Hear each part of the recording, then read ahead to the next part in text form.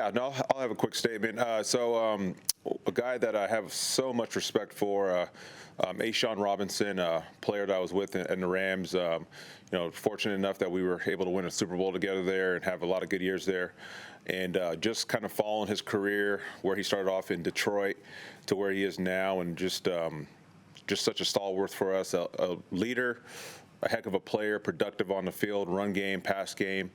And I've just been so happy to do football with him this year. And so I wanted to give him some kudos, give him some love, just because he's done a hell of a job. He's been such a leader in the locker room, such an influence on the young guys. He's been great for the coaches. And, a lot of times the things that he's doing goes unnoticed. And so I think it's important that everybody recognizes what this young man is doing, the person he is, the leader he is, the family man, all of those things that he does, just excels in so many areas. And so wanted to give him some love. So appreciate you, brother. Thank you, Coach. With that, we'll open it up to questions. Start with Cassidy. Hey Jay, how's it going? Good. How you doing? Good. Quick question first before I ask my other one.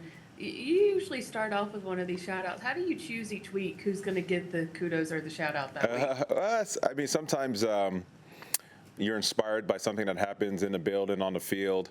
And sometimes as you just kind of reflect on things, there's a lot of people that do so much to help us get to where we are, players, coaches, and especially me personally. And so I just think it's always important to acknowledge the people that support you and encourage you and allow you to do your job at the level you do it at. So Love that. Your linebacker core is obviously going to look a little different this week. What have you seen from Jacoby and John, and what can they kind of maybe bring in there, and how do you balance those snaps, so to speak?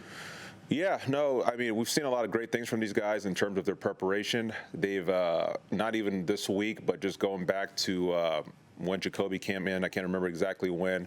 Radigan really has been doing it all season. These guys have been spending extra time with Mayor Chudhuri outside of the normal meeting times, and just trying to get caught up on our system, learning how we want to play it, and all of those different types of things. And so these guys have been preparing the entire time, getting ready to deal in this moment. And so now they have their opportunity, and so we're excited for them. And just one more quick thing. The Cardinals' leading receiver is their tight end. When that's the case with an offense, what sort of different stressors does that put on your defense?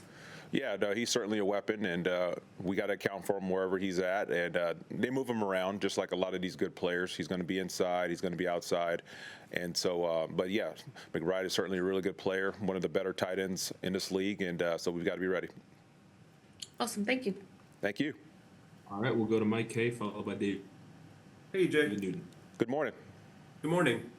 You brought up A'Shawn and being a family guy. I know he's got a daughter who's right around 1. I was just curious, just from your perspective, how has becoming a father maybe changed his approach to leadership or the way he interacts with other guys, or has it really changed? Has he always been this type of guy? Well, I would say that, like all of us, he's matured over the years. I don't know. I'm not around him enough to know how much his family factors into that. I'm sure it changes all of us and makes us all better and makes us all strive to do more and do for others outside of ourselves. And so that's always real. But I just think back to our time in LA where, he was a starter on a Super Bowl team and was a hell of a player for us. And he's even better now in a lot of instances. And we were blessed to have Aaron Donald with us there. And I think A'Shawn, a lot of that rubbed off on him. And now he's just such a great pro, such a great leader, smart, instinctive, all of those things. And so, but it's always cool because it's a main reason we do what we do. And when you see guys like from the start and how they progress through their careers, that's always fun to see, especially when it trends the right way. He's always kind of had another guy who, like you mentioned, has been kind of an all-pro talent next to him, Aaron Donald, Dexter Lawrence. I mean, Derek was obviously a guy who is a special player as well. He's obviously injured. So he's kind of been in the shadow of that. And he has mentioned that he feels like he's been overlooked as a pass rusher and all that stuff like that. As from a coaching standpoint, how do you harness that and kind of use that to your advantage in fueling kind of his performance? Yeah, well, he certainly. I agree with him that he has been overlooked, and he's unfortunate, has been around some great players that he's lined up next to.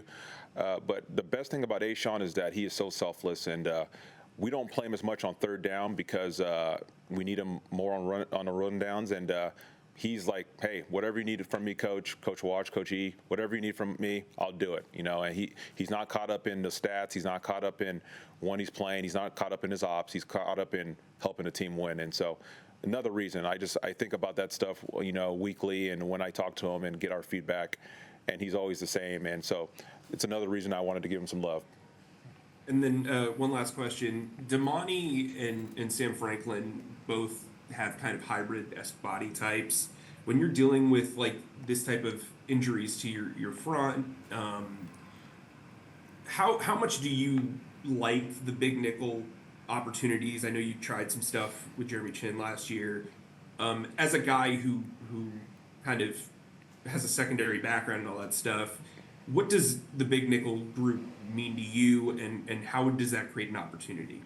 Yeah, no, I think just throughout your entire roster, you're always evaluating how to best utilize the guys that you have. And we kind of started back with Jalen Ramsey in L.A., a guy obviously that had a great career playing on the outside, but had the ability to move inside and not only to cover, but to get involved in the run game.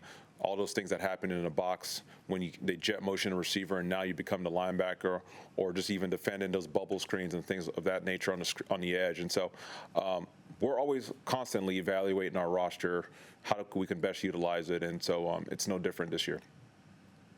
Thank you. Yep. Hey, Coach, happy holidays. Wanted to ask you, you followed Kyler Murray with several teams now. What have you seen about the progression of his game over the years? Any similarities to what you're seeing from Bryce to early year to now? Yeah, I mean, in terms of Kyler, just like a lot of these quarterbacks around the league, he's just grown, and he's playing within the system at a much higher clip than he did when I played against him in Arizona, and so when I was at the Rams. And so, he's doing a hell of a job, and I think Coach Petzing and his staff is doing a great job of utilizing them, getting them play within this framework of the offense. And he still obviously has the ability to stress you with his legs and stress you with his arm talent, but he's doing a heck of a job. And their running game, what's the challenge with that? Yeah, they have a great design. They've got some really good players up front, James Conner. And they challenge you with the zone read stuff. They challenge you with the gap scheme. They got some pin pull stuff. So it's going to be a lot of different run combinations that we're going to have to get ready to deal with. And yes, it's going to be a big challenge, and we know that they're going to commit to it. Appreciate it. Thank you. Hey, just wanted to ask you one more question. As a defensive-minded coach, do you notice anything different about a team's offense when there's a defensive-minded head coach running things, like just from an aggression standpoint or from a personality standpoint, just from what you see on film?